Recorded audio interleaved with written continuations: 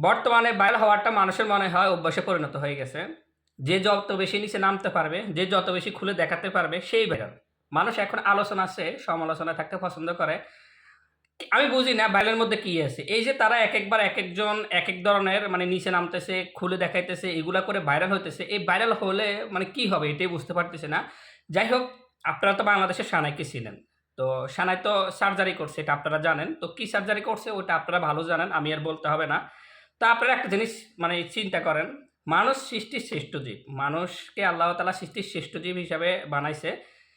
তো এই সানাই যে তার মানে সার্জারি করছে, এখন আপনারা একটা জিনিস চিন্তা করেন, সানাইর এখন হয়তো বয়স কম। সেজন্য সে সার্জারি করছে, সমস্যা দেখা দেয় না। তারপরেও যে অবস্থা এখন আমি দেখছি গত ২ দিন আগে, সে যে হাঁটাচলা করতে এখন কষ্ট হয়ে যায় যখন তার বয়সটা বাড়বে।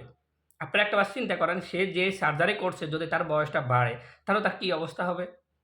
মানুষ যে মানে সৃষ্টির শ্রেষ্ঠ জীব হওয়ার পরেও মানুষ যে এই সমস্ত কাজগুলা করতেছে বা ভাইরালে থাকার জন্য এই সমস্ত কাজগুলা করতেছে, তো এইগুলা কি আমি বুঝতে পারতেছি না। কারণ এই যে ভাইরাল হওয়ার নেশা তাদের মধ্যে একটা কাজ করতেছে। তো সানাই আসলে কি বুঝে এই যে এইটা সার্জারি করছে, এটা সানাই ভালো বলতে পারবে। কিন্তু আমার মনে হইতেছে কি জানেন? হয়তো এখন বয়স কম, যার কারণে হয়তো কোনো সমস্যা দেখা দেয় না। কিন্তু যখন বয়সটা বাড়বে, যখন সে আস্তে, আস্তে বয়স্ক হবে, বৃদ্ধ বয়সে যাবে, তখন সে হাঁটাচলা করতে হয়তো তারই কষ্ট হবে, আমাদের হবে না। তারই কষ্ট হবে। আপনারা একটা জিনিস চিন্তা করেন, গত ২ দিন আগে আমি দেখছিলাম যে সানাই হাঁটতেই সানার কষ্ট হয়ে যাইতেছে। কারণ সে সার্জারি করছে, আর যেটা সার্জারি করছে ওটা তো আপনারা ভালো জানেন। আমি আর বলতে হবে না, কারণ এই বিষয়ে বলতেও চাই না। যাই হোক, এবার আসি আরেকটা বিষয়। এই যে জান্নাত তোহা, জান্নাত তোহা এখন আমাদেরকে গান শোনাইতেছে। সে কি করতেছে?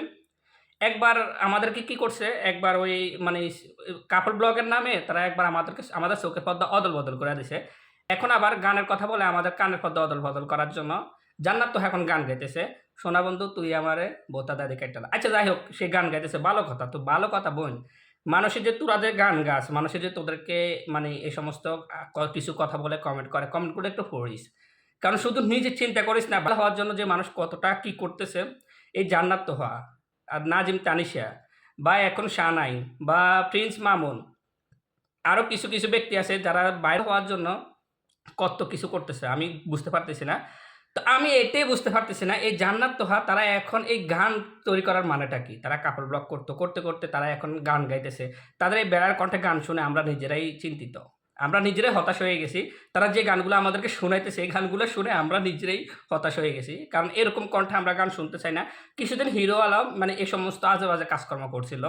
কারণ যে সময় যে গানটি ভাইরাল থাকতো, তো হিরো আলম ওই গানটি গাইতো। মানে হিরো আলমের এটা একটা অভ্যাসে পরিণত হয়ে গেছে। এখন হিরো আলমের অভ্যাসটা এখন জান্নাত তোহা নিয়ে গেছে।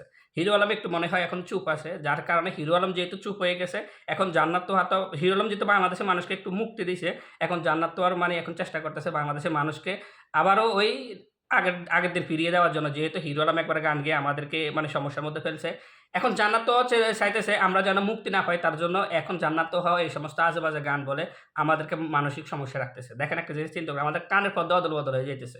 তো আমি এটাই বুঝতে পারতেছি না, তারা এই যে ভাইরাল নেশাটা তারা কি করতেছে? এই যে ভাইরাল হলেটা কি আর না হলেটা কি? আপনারা একটাবার বলেন। সানাই যে অবস্থা করছে, সানাই যদি এখন আস্তে, আস্তে বৃদ্ধির দিকে যায়, তাহলে সানাই যত বেশি বৃদ্ধির দিকে যাবে, তত বেশি সানাই নিজেই হাঁটতে কষ্ট হয়ে যাবে। আমরা না, সানাইয়ের কিন্তু কষ্ট হয়ে যাবে। যাই হোক, এই তারা একেকবার একেকজন একেক ধরনের মানে কাজকর্ম করে, আলোচনা শেষ সমালোচনা থাকতে তারা পছন্দ করে। যার কারণে তারা একেকবার একেকজন একেক ধরনের কাজকর্ম করে।